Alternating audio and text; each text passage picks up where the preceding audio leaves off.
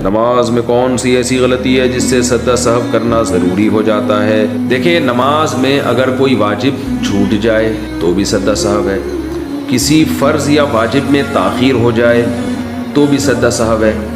اور ایک رکن کو چھوڑ کر دوسرے رکن میں آپ مشغول ہو جائیں تو بھی سجدہ سہو ہے۔ میں اس کی مثالیں دے دیتا ہوں۔ سورہ فاتحہ کے بعد پہلی 2 رکعتوں میں، فرض کی رکعتوں میں سورت ملانا واجب ہے۔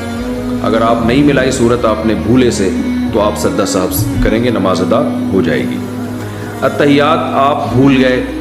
تو بھی سجدہ سہو سے نماز ادا ہو جائے گی۔ آپ سنت مؤکدہ پڑھ رہے تھے، 4 سنتیں جو ظہر سے پہلے ہوتی ہیں، یا وتر پڑھ رہے تھے، یا فرض نماز پڑھ رہے تھے،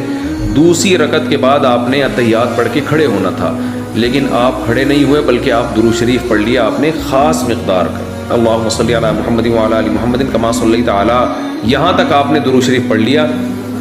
تو تاخیر سے آپ پر سجدہ سہو واجب ہو جائے گا۔ لیکن نوافل میں تاخیر سے نہیں ہوتا، نوافل میں 2 رکعت کے بعد درود شریف پڑھ لیں تو بھی کوئی حرج نہیں، اور اگر آپ نے نماز کا کوئی رکن چھوڑ دیا تو پھر سجدہ سہو سے نماز نہیں ہوتی۔